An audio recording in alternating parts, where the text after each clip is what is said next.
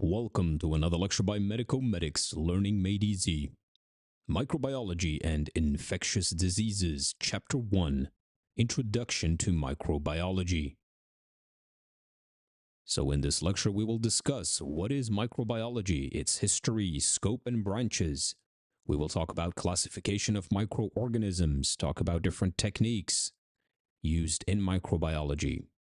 Further on, we will continue talking about infectious diseases, antimicrobials, and vaccines, mention the future of microbiology, and end with a summary. Now, what is microbiology? So the definition is the study of microorganisms that are too small to be seen with the naked eye. And it includes bacteria, viruses, fungi, protozoa, algae, and prions. Now, importance. Well, it is super important to study these microorganisms to understand infectious diseases. Furthermore, it has a lot of application in biotech, environment, and public health. For example, E. coli helps digestion, but can cause food poisoning. So by studying this microorganism, we will understand that A, it actually does aid in digestion, but B, it can cause food poisoning. Now, we mentioned bacteria, viruses, fungi, protozoa, etc. So here we have some examples. Here we have the protozoa type, ectoparasite, helminths, and an illustration of a virus. As we move on in this lecture series, we will talk about each of these in detail. So microbiology is like peeking into a hidden world of tiny creatures. These organisms, indeed too small to see with our eyes, play massive roles. Like we mentioned, for example, E. coli helps us digest food, while others may cause diseases. Now, some brief history of microbiology. So we have some early observations made. We have Antoine van Leeuwenhoek. I have no idea if that's how you pronounce that, but let's go with that. Already in 1964, he observed for the first time animalcules under a microscope. And moving on, in 1861, Louis Pasteur did these experiments where he disproved spontaneous emergence. I'm not even going to pretend to know what that means, but, you know. So for a long time, people didn't know that tiny invisible organisms actually existed. And these kind of scientists, like Pasteur and Antoine, discovered this hidden world and proved that these creatures actually could cause diseases. And this was the start of fighting diseases scientifically. Now, we have a bacterial theory of disease. So Robert Koch demonstrated specific microbes causing specific diseases, known as his postulates. And then we had the discovery of antibiotics. Famously, Alexander Fleming in 1928 discovered penicillin, the first antibiotic. Now let's briefly mention the scope and branches of microbiology. So we have clinical microbiology, involved in diagnosis of infections and testing for antimicrobial susceptibility. We have environmental microbiology, role in the nutrient cycle. We have industrial microbiology, so microbes in the production of insulin, beer, biofuels, etc. We have medical microbiology, so the study of pathogens and their interaction with the host. And this is what we will mainly be focusing in since we're studying medicine. Now, some techniques in microbiology. So we have the microscope, we have light microscopy. So we do an observation of stained bacterial cells. We have electron microscopy, detailed structures of viruses. So example could be light microscopy, could be used to display E. coli during gram staining. Now, normally we think about microorganisms as these invasive pathogens entering our body, causing harm. But we forget that actually we have a lot of microorganisms normally in our body and on our body. So, for example, we have this skin microbiota that helps prevent colonization by pathogens. So it actually protects us. Another one is found in the gut, which helps us with digestion.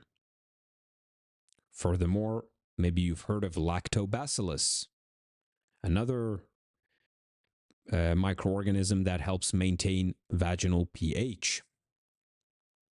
So our body is actually home to a lot of friendly microbes that protect us and keep us healthy. However, if these quote unquote good bacteria get out of balance for whatever reason, other harmful microbes might take over and then lead to pathology.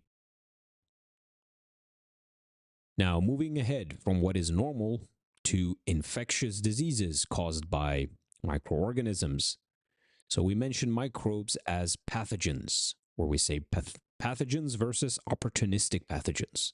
Now, pathogens are microorganisms that cause disease, while opportunistic pathogens cause illness primarily in individuals with weakened immune systems.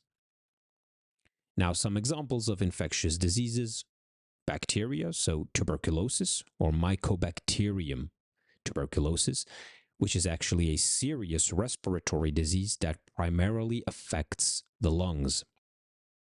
Another one is caused by viruses, like influenza, which is a contagious respiratory illness caused by influenza viruses, often leading to seasonal outbreaks. Then we have fungi. So candidiasis, an infection caused by Candida species, commonly affecting the skin, the mouth, and genital areas. So this differentiation highlights the diverse mechanisms through which pathogens affect human health. So we've mentioned now the general types of microorganisms and pathogens like bacteria, protozoa, virus, etc. We then moved on to talk about normal microbiota.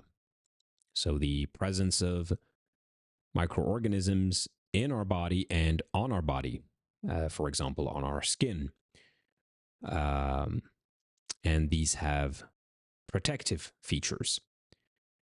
But we then moved on to pathogens and opportunistic pathogens, meaning infections caused by microorganisms. Now, to combat these diseases caused by, for example, viruses or fungi or bacteria, we have antimicrobials. For example, we have antibiotics. And antibiotics work by targeting bacterial mechanisms. For example, cell wall synthesis.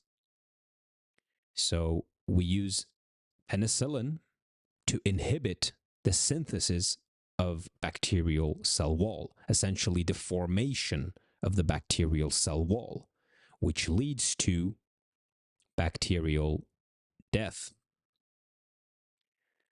Against viruses, we use antiviral drugs, and these interfere mainly with virus replication processes, reducing disease severity.